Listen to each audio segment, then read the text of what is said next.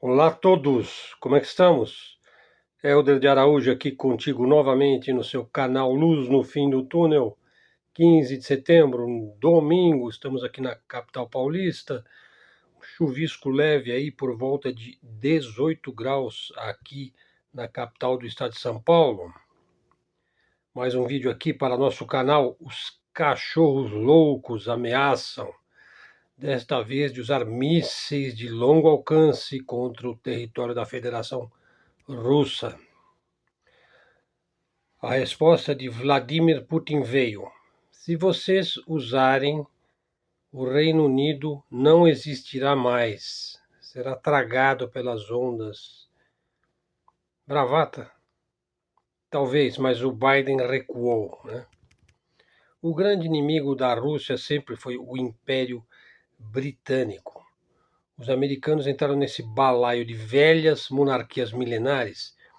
Nessa guerra aí dos czares sionistas contra os russos ortodoxos, entraram de gaiatos. Naturalmente, não entraram à toa, né? Entraram em busca de despojos, de riquezas incomensuráveis. Fiz 4 vídeos sobre a máfia czar, para quem quiser saber um pouco mais sobre essa questão aí.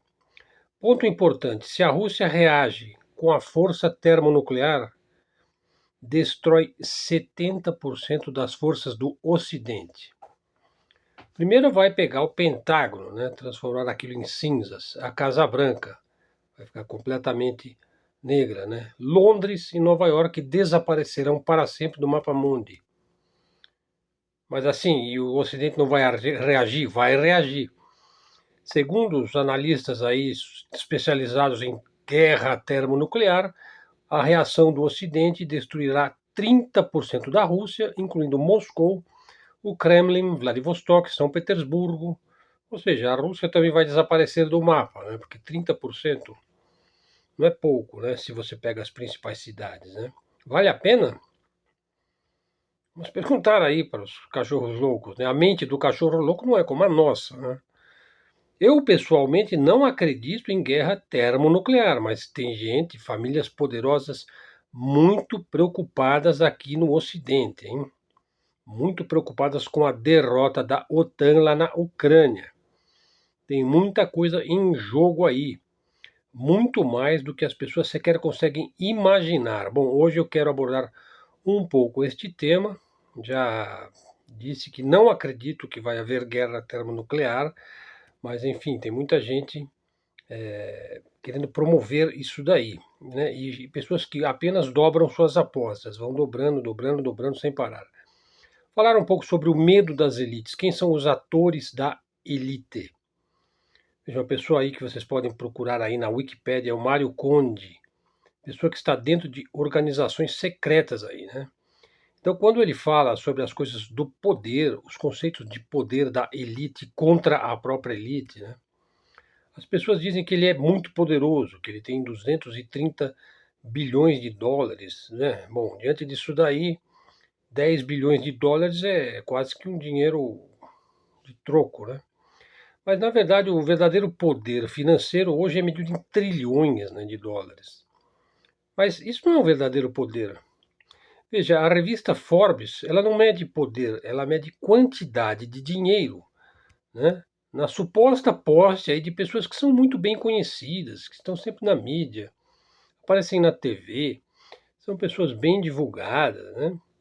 É como se elas tivessem muito mérito, né, por serem bilionárias, representam aí as benesses do liberalismo, as qualidades, as virtudes do capitalismo, etc. A revista Forbes é para isso daí, né?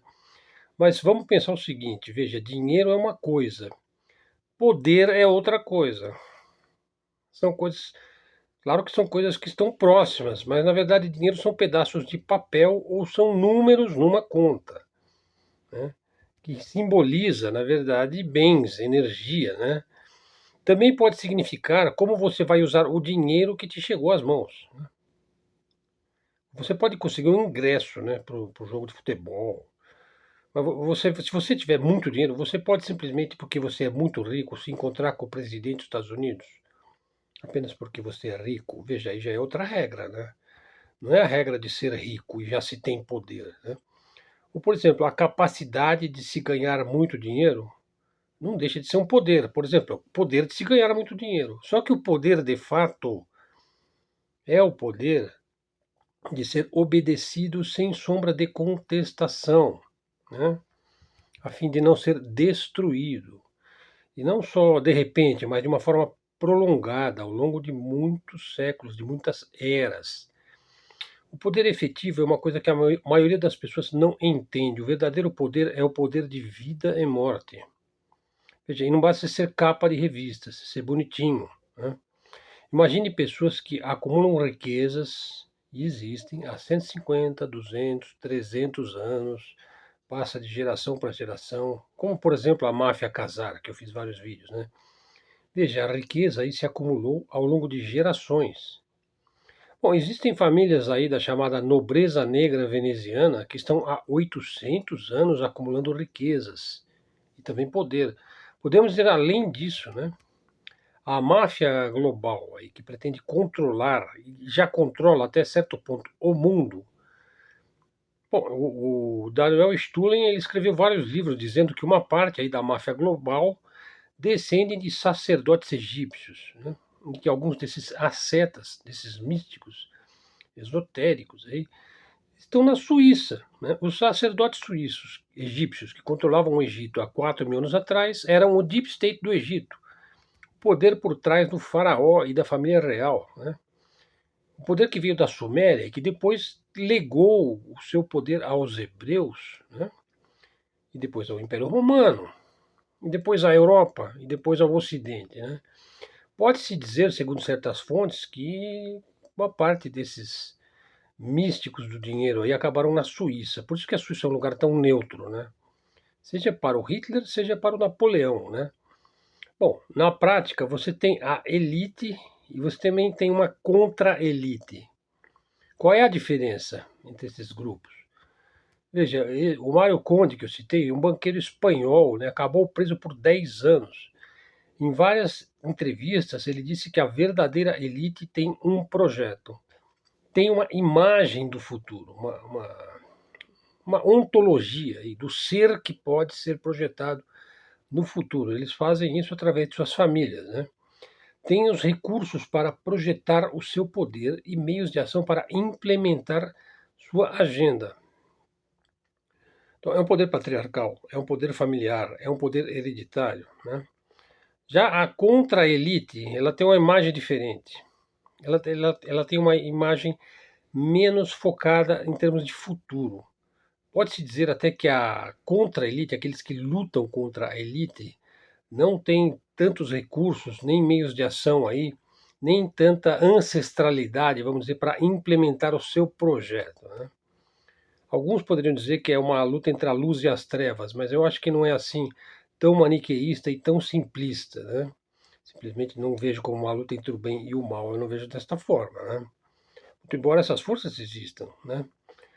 Mas é mais complexo. Veja, a anti-elite ela não tem recursos, vamos dizer, para de repente tomar todos os recursos da elite e implementar o seu projeto, até porque esse projeto não é claro, né? Quer dizer, o grande projeto da anti-elite, das forças que lutam contra a elite, por exemplo, contra o capitalismo, contra as famílias poderosas financeiras, né? Contra aí os Illuminati, ou contra o capitalismo, ou contra o Ocidente coletivo, ou contra o excepcionalismo americano, contra o sionismo, vamos dizer desta forma, né? Só que essa contra-elite, ela não sabe exatamente o que ela quer, ela sabe que ela quer lutar contra as forças do sistema. Então ela se move através de sua oposição ao projeto da própria elite. Então a contra-elite realiza grandes esforços para se livrar da elite, vamos dizer assim. Só que a anti-elite ela não tem um projeto próprio definido. Nem sempre suas ações são construtivas. Pode-se inclusive dizer que muitas vezes elas são ações destrutivas e revolucionárias, né? Bom, o Daniel Stullen, aí eu já citei, importante analista, escreveu vários livros, ele é ex-agente de inteligência do KGB, escreveu livros a respeito da super-elite por trás da máfia global e afirma que descende de sacerdotes.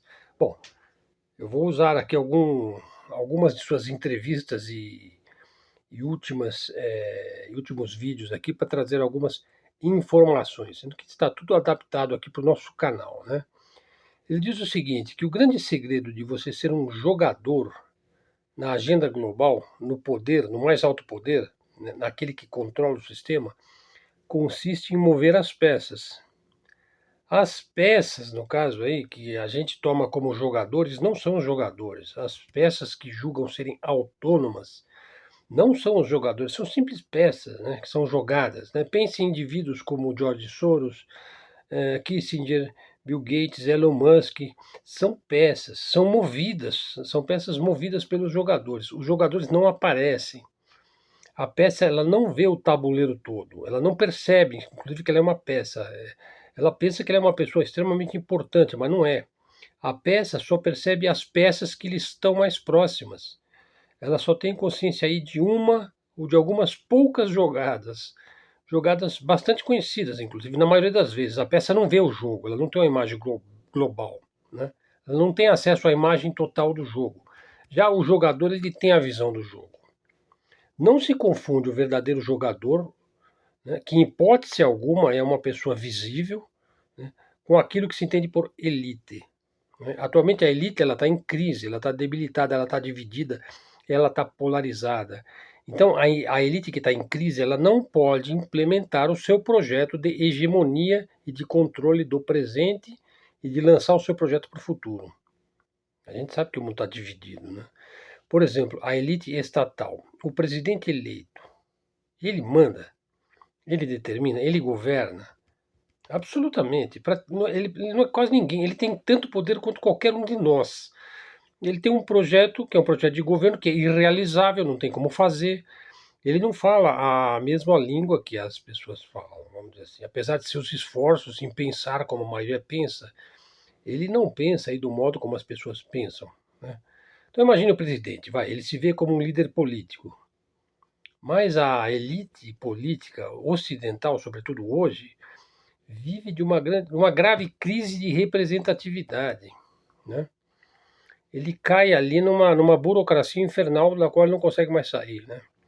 A contra-elite, que luta contra a elite visível, e também contra uma elite, inclusive, invisível. A contra-elite tem um projeto, basicamente, lutar contra a própria elite. Né? Então, quando você tem aí uma crise política grave, né, a contra-elite, ou vamos dizer, a oposição, né, ela se encontra quase na mesma posição que a própria elite, hein? Mas a oposição carece de recursos. O seu projeto é, na melhor das hipóteses, semelhante ao projeto da própria elite reinante. Por isso, hoje nós temos a eliminação de pessoas super ricas. Quase toda semana aparece um caso impressionante. Quando um bilionário desaparece, o seu iate afunda, o seu avião bate numa colina. É quase certo que alguém está se apossando de seus recursos. Alguém sabe que aquilo ia acontecer, ou já se apossou de seus recursos. Bom, existem agora muitas versões catastróficas aí do futuro da Terra, né? São tantas versões de fim do mundo, tem para todos os gostos, né? Por exemplo, pode ser um futuro aí distópico, transhumano, um meteoro, uma catástrofe, talvez a guerra termonuclear ou uma destruição ecológico-ambiental causada por fungos, né?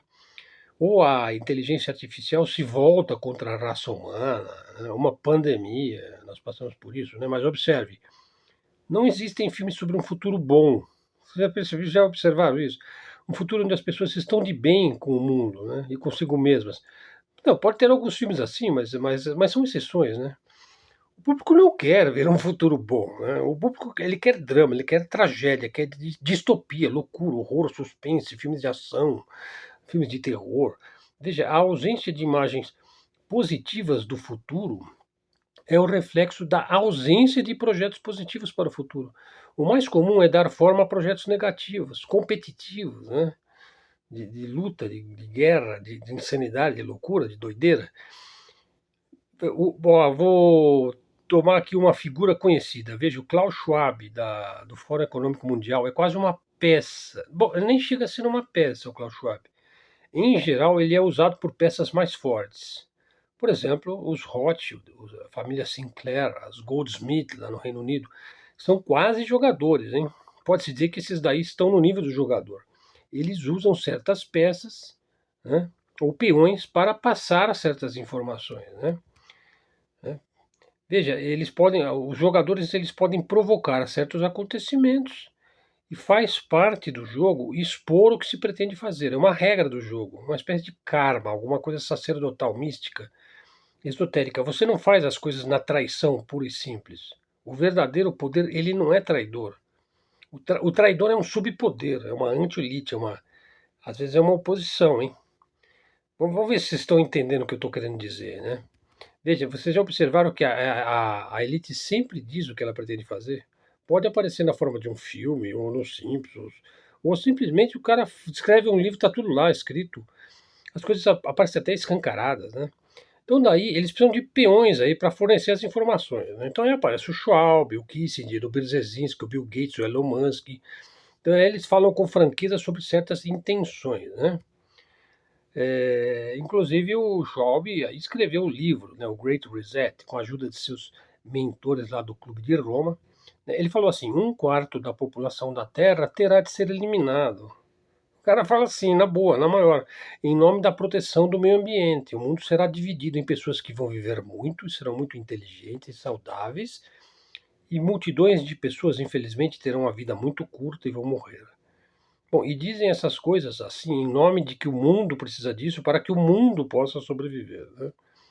Bom, então esse é um projeto claramente maligno, né, negativo, de destruição da indústria, do desenvolvimento, de eliminação de uma certa parte da população, ou então de se fomentar uma grande guerra, como estão tentando fazer, né? Bom, o livro do Schwab não é uma obra-prima, né, o Great Reset, mas é uma expressão aí de uma contra-elite, de uma ala que está em xeque. Talvez não seja a mais alta elite, mas uma contra-elite, alguma elite dentro da elite. Então, cuidado, veja, a elite intelectual, ela não fala de matar todo mundo, vai, não é um barbarismo nuclear total. Ela falou, por exemplo, através do Fukuyama, aí, do projeto de nós vivermos num presente contínuo, que a história acabou, que as contradições estão superadas, a raça humana alcançou a estabilidade, superamos os maiores problemas, estamos em equilíbrio. O nosso mundo se encaminha aí para um mundo mais holístico, integrado e livre. Veja, não é o país das maravilhas, veja, o presente contínuo é impossível, né? Então, então tem uma elite intelectual ali que previu uma atmosfera e uma imagem mais positiva do futuro, né? O Fukuyama escreveu lá o fim da história, né? Bom, um presente contínuo é impossível. As pessoas não vivem para sempre, né? Sempre tem que ter uma certa proporção aí de bem e mal misturado, né? Existe o fator da escala do bem e da escala do mal, né? Falta energia para a gente viver para sempre e viver uma vida completamente plena, né? Então, assim, vamos pensar o seguinte: veja, o número de pessoas, de corporações, melhor dizendo, que atingiram um limite à sua expansão dentro do modelo capitalista, isso já está acontecendo. Você não tem uma expansão infinita, isso não é sustentável. Não dá. Você vai ter que procurar mais minérios, você vai ter que ter mais água, mais recursos, né? Por isso que você vê, as famílias hoje elas não querem ter muitos filhos, né? Tá relacionado, né? Aí podemos afirmar que a própria elite não tem mais um projeto realmente claro e definido do que ela quer, né? Mas uma coisa a elite não sabe, ela tem medo, não gosta do projeto do Putin, né? De restaurar aí os valores conservadores, né? Veja, ela não gosta de alguém que se coloca como o inimigo aí de toda essa massa, essa máfia casar ocidental, né? Então nós estamos numa situação atual na Terra que é uma crise em fase do desenvolvimento da humanidade. Veja, a crise leva à degradação da própria elite governante. Por isso que você fala que o capitalismo está em crise, são os capitalistas que estão em crise. E é exatamente o que nós estamos vendo agora. Veja, a crise dos presidentes. Pode escolher Macron, Scholz, Trump, Biden, né?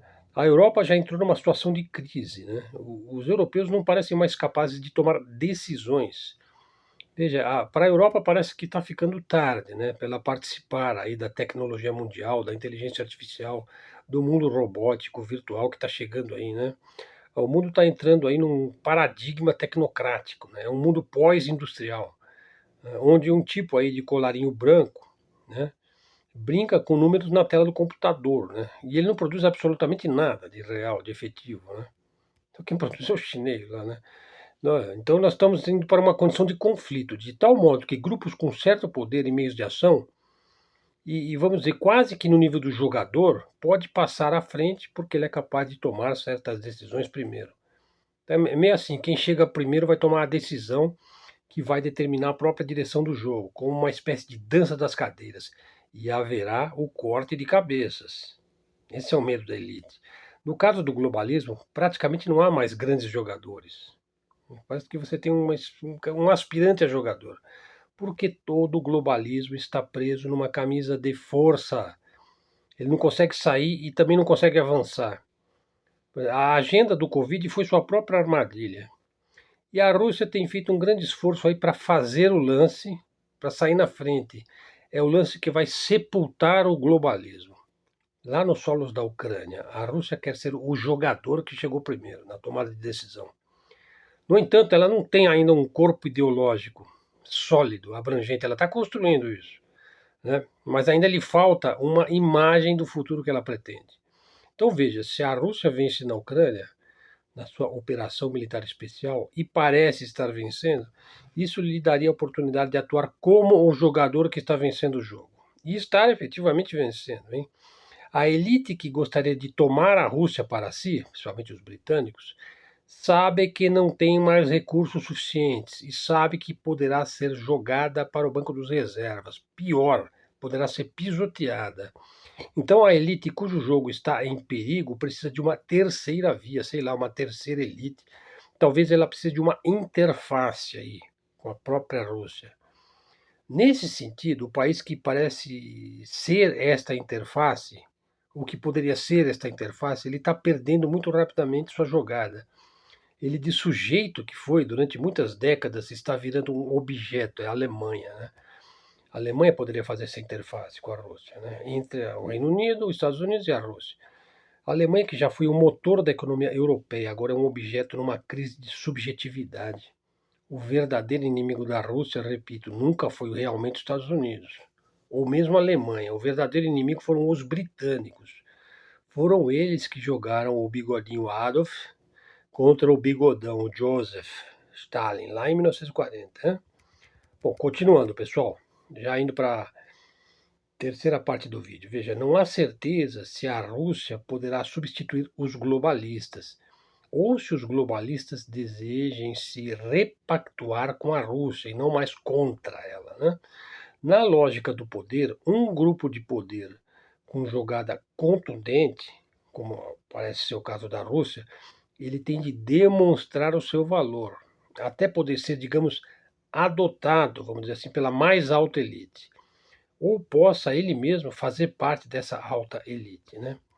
É preciso ser extraordinariamente dotado, absolutamente capaz, não tomar nenhuma decisão errada, para fazer parte do grupo de pessoas sobre as quais recai o peso da responsabilidade sobre os destinos do mundo e da humanidade. Estamos num período de expansão.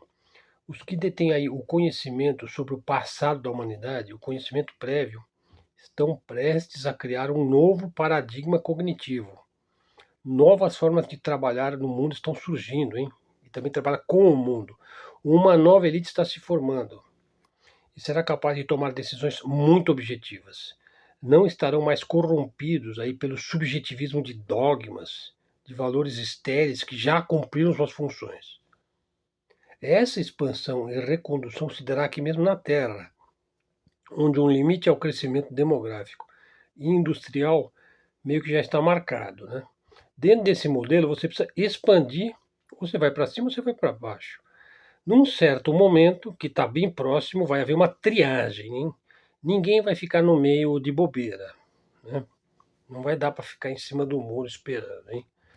Nós precisaremos de infraestruturas completamente funcionais. Novos recursos energéticos, a partir da luz, do sol, das marés, do hidrogênio do átomo, das forças eletromagnéticas da própria Terra, e de um modo inteiramente novo. Né? A humanidade vai para o espaço também, mas não é para vender na TV que pisou na Lua, né? Ou que a Lua é um queijo. Né? mas para experimentar novos métodos de locomoção e também de vivência em outras dimensões. Tudo isso se descortina para o ser humano, né? As soluções para o mundo requerem pessoas, ideias e visões de uma natureza superior, uma consciência capaz de ver as implicações das energias, né? Tanto as energias físicas quanto as psíquicas, tanto as energias próprias quanto as energias coletivas, né? Essas pessoas que vão apontar para o futuro, elas vão vir liderar o processo. Elas já estão, de certa forma, destinadas a isso. Também você terá pessoas que são treinadas aí para implementar as infraestruturas que vão se modificando. Líderes que terão uma visão diferente sobre o mapa mundi, né? Que estão a favor da humanidade. Só é possível trabalhar pela humanidade se você tiver como foco e objetivo trabalhar pela humanidade. Na verdade, você tem que amar a humanidade. E não amar ideologias, né? Que devem ser impostas à humanidade. Por exemplo, o liberalismo, né? Ou o comunismo, o que quer que seja. Estamos agora bem no meio de uma disputa pesada entre a elite globalista e a contra-elite. Falar agora do ano de 2012, última parte do vídeo. O ano de 2012 trouxe muitas especulações e repercussões. Foi nesse ano que, inclusive, se fez o filme, o 2012, que se falou do fim do calendário maia. Lá em 2012, o Henry Kissinger, já fiz vídeo sobre o Henry Kissinger, hein? Disse que em 10 anos o Estado de Israel começaria a colapsar. Ele falou isso em 2012. Em 2012, Bento XVI, o Papa Bento XVI, começou a ser afastado da liderança da Igreja Católica. É importante dizer que o Bento XVI, ele disse certas frases lá. As entrelinhas das frases apontavam para certas informações que só podem estar lá na Biblioteca do Vaticano, né? Daí tiraram ele do caminho. O Papa Bento XVI, ele saiu no dia 28 de fevereiro de 2013. Ele saiu aparentemente por vontade própria, talvez para agir de um modo mais anônimo. Isso porque o poder que existe no Vaticano está muito além do que as pessoas sequer imaginam. Veja, essa organização existe há muitos séculos. É muito possível que todos os grandes tesouros aí da Biblioteca de Alexandria estejam muito bem guardados lá no Vaticano. Eu fiz 2 vídeos há poucos dias sobre a falsificação do calendário. Aliás, foram os últimos 2, né, que eu fiz. Então, nunca se deve confiar cegamente na história que nos é contada. Boa parte daquilo que a gente sabe foi descoberto aí por nossa própria investigação e curiosidade. Então, toma cuidado com aquilo que você lê. Você tem que fazer a triagem, você mesmo. Veja, no Vaticano existe toda a verdade sobre Jesus Cristo. Para bem ou para mal. Não a versão oficial, bonita, tudo conforme os dogmas, o catecismo, a pedagogia, a arte de convencer e de persuadir. Não, a verdadeira história. Também está no Vaticano qual será o destino da própria Igreja Católica e do próprio Jesus Cristo. Ou seja, qual será o futuro e o destino da mensagem criada em torno deste nome. Se as massas souberem o que realmente foi feito e como foi feito, tudo pode desabar. Isso está tudo lá no Vaticano. As épocas, os nomes, os reinados, as heresias, como e por que foi criado o islamismo, como é que os hebreus foram usados para criar o Estado de Israel, quem são os Casares, os Aios, vai falar ali sobre a morte dos Romanov, a ação científica e manipulatória liderada pelos jesuítas, tudo está lá. Se Jesus Cristo morreu mesmo, se ele se casou, se ele foi para a França ou se ele foi para a China. Veja, a história que eles nos contaram é uma. A verdadeira história, a história aí que o Bento XVI provavelmente conhece, é outra. O que se ensina na escola pública é tudo controlado. Falar de escola pública, veja. As escolas públicas viraram creches de gente, depósitos de gente. Os professores são espécies de babás, né? De monitores. Passam alguns conhecimentos para alguns, né? Apontam alguns caminhos aí para alguns alunos, mas não vai muito além disso. A maioria dos alunos por lá, bom, serão mão de obra barata e disponível. Mas então temos as escolas particulares, né? Mas existem muitos tipos de escolas particulares. Veja, existem escolas particulares que você não vai poder jamais colocar o seu filho nela. Não, eu estou falando assim, mesmo que você seja bilionário, você não vai poder entrar nessas escolas. E nessas escolas, da mais alta elite, é ensinada a verdadeira história do mundo, a história real. Você terá de ter o sangue azul, hereditariedade sanguínea. Você vai ter que ter ligação com as famílias certas da alta elite. Não significa que você vai poder ser rico e vai poder ter acesso a isso daí.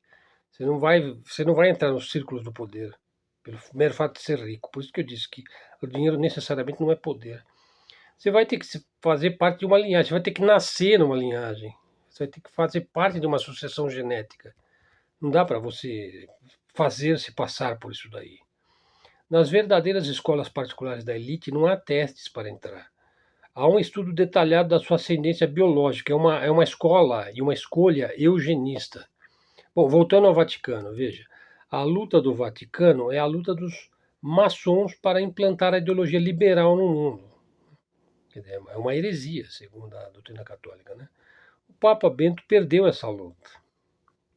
Quando anunciaram a renúncia de Bento, ele já estava preso há algum tempo. Pode-se afirmar que o Bento XVI ele temia morrer nesse mundo e por isso mesmo ele foi renunciado, né? Era um tradicionalista, tinha uma visão sobre a comunidade. Não se trata absolutamente que ele foi removido porque ele falou contra a comunidade LGBT, ou ele falou contra o aborto, contra a degradação. Não, não é isso. Não é isso. A razão real gira sempre em torno de coisas tangíveis, de coisas reais. Gira em torno de imensos valores financeiros. Gira em torno de conhecimentos secretos que não devem ser divulgados. Significa do poder de acessar esses conhecimentos e esses valores, né? Coisas que devem permanecer escondidas e secretas. O vulgo sempre vai achar que é uma luta da direita contra a esquerda, né? Ou que alguém conspirou e trocou um papa por outro, né? Ou que de fato ele renunciou por estar cansado, né? O que motivou mesmo, veja, as famílias poderosas que estão aí por trás, né? Os nomes chaves aí que escondem os nomes reais, né? Por exemplo, Rockefeller, Rothschild, etc. Trata-se do desmantelamento do capitalismo. É isso que está em curso agora, uma crise generalizada. E lá em 2012, alguns personagens, como aquele Klaus Schwab já dizia, ele dizia que o capitalismo deveria ser substituído por outra coisa. Veja, até o Donald Trump disse isso em 2019. O sistema institucional, aquele que garante a acumulação do capital, né, e da manutenção desse capital, pois bem, essa própria acumulação de capital se tornou um veneno, prestes a se espalhar e a explodir desde dentro. Daí vimos o grupo de Bilderberg debatendo em suas reuniões como que eles iriam coordenar a questão ambiental. Quem que vai ficar, quem que vai sair, quem que vai ser tirado, quem que vai ser promovido, que países vão ser boicotados, quais dinastias vão fazer o quê, qual o escopo de cada família no topo da elite, etc. E lá em 2012, de novo, os Rockefeller e os Rothschild anunciaram a criação de uma comissão aí de 40 bilhões de dólares. Em seguida, saiu na grande mídia que os governos iriam enfrentar uma crise global. Saiu imediatamente após a reunião lá do grupo de Bilderberg. Bom, existem especuladores aí que afirmam que os Rothschild têm 3 trilhões de dólares. Veja, então eles têm menos do que os Rockefeller, que teriam algo como 8 trilhões. Bom, isso é quase a quantia que o BlackRock possui, né? O BlackRock, o Vanguard, eu já fiz vídeo sobre isso daí, né? Que são agências financeiras controladas por essas famílias, né? Evidentemente. Bom, mas vamos conspirar. Veja, 40 bilhões de dólares é o quê? Diante de quem tem 8 trilhões de dólares. O que realmente significam esses números? Comparados aí a um grupo que tem séculos e séculos de acumulação, mas vamos analisar melhor. O que significam 40 bilhões de dólares para essas duas famílias? São centavos. Então é interessante como esses bilhões foram divididos. Veja, os Rock, né, os amigos da pedra aí, pagaram 37 bi. E os Hot, do escudo vermelho, pagaram 3. Pô, por aí você já vê que é uma baita diferença, né? Os Rockefeller, então, que é o chefe do grupo de Bilderberg, participou das negociações. E enviaram um peão lá. Claro, o Rockefellerzão lá não vai no grupo, ele manda um assessor dele lá, um conselheiro, né? o tolo da aldeia, que todo mundo pensa que é o flautista de Hamelin, né? Bom, os Rocks deram mais dinheiro do que os Casares lá, os Roth de Londres, né? Foi um confronto entre os dois clãs da elite. Agora veja, essas famílias top, 10 famílias, 15 famílias aí do mundo visível, bem ou mal, elas se entendem. Estão entendendo? Elas não se destroem loucamente. São famílias ancestrais, patriarcais, né? Patriciado, né? Só que agora temos um poder, veja só, que simbolicamente está se confrontando lá na Ucrânia e também lá na Palestina. Está se confrontando com a elite ocidental, com a elite globalista das 10 famílias aí. Veja, esse poder aí que alguns dizem que é a horda negra. Veja, eu não vou chamar de eurasianismo, nem de Partido Comunista Chinês ou de BRICS, ou seja lá o que for, mas eu diria que o mundo que pretende mudar o capitalismo para sempre, pode-se dizer assim, sem exagerar, que pretende acabar com toda essa elite capitalista aí, globalista, sionista. Mandar esses caras para o raio que o parta, né? Destruí-los fisicamente, sem meio termo. As pessoas não suportam mais o sistema do Fed, da impressão de dólares. Vocês estão entendendo, pessoal? O jogo é pesado. Veja, mas voltando, as famílias da elite, essas pessoas elas não se matam. Né? Há uma espécie de trégua. Essas famílias não se destroem. Veja, elas estão aí há bastante tempo. A luta entre elas é bastante, digamos, abalizada, vai. Lá no século XIX, nas primeiras décadas do século XX, os Roths, né, os amigos do escudo vermelho aí, da máfia casar, tinham a vantagem. Daí então os Rocks, né, os amigos da Rocha, os superaram, acabaram vencendo as duas grandes guerras mundiais do século XX. E os Roths pretenderam dar um contra-ataque aí retaliatório contra o dólar, hein? Primeiro acabaram com a União Soviética, depois fizeram o 11 de setembro de 2001. Já fiz vídeo sobre isso daí. Há uma contraofensiva que começou em 2012, um negócio pesado. Veja, 31 de agosto de 2012, a Suprema Corte de Londres anunciou o seguinte: tem dois oligarcas russos lá, o Abramovich era um dono do Chelsea, do time, ele era o dono do time. Veja, um cara próximo ao poder de Moscou, e tiraram o time dele. E aí o Abramovich, no tribunal, ele sentou a lenha na União Soviética. Ele disse que todas as fortunas adquiridas na Rússia nos anos 90 foram adquiridas de forma desonesta, de certo, incluindo a fortuna dele mesmo, né? Ele abriu um precedente jurídico aí, uma base para o Ocidente confiscar o dinheiro da Rússia. Como é que vai ficar isso daí? Bom, vou fazer um segundo vídeo amanhã. Ficamos aqui com 37 minutos. Amanhã vai ser a sequência deste vídeo. Vou falar sobre o poder da elite e a luta da elite contra a própria elite. E o jogo é pesado e as coisas estão mudando, né? E estão mudando de uma maneira veloz, rápida. Bom, pessoal, muito obrigado por sua atenção aí. Vou ficando por aqui. Tenho certeza que vocês gostaram desse vídeo. Vamos em frente, o canal aqui Luz no Fim do Túnel, mídia alternativa, independente, livre expressão, livre comunicação. Pessoal, verifique se você está seguindo o canal. Se não, se tiver desseguido, segue novamente. Insiste, né? Acione o sininho, faz o comentário.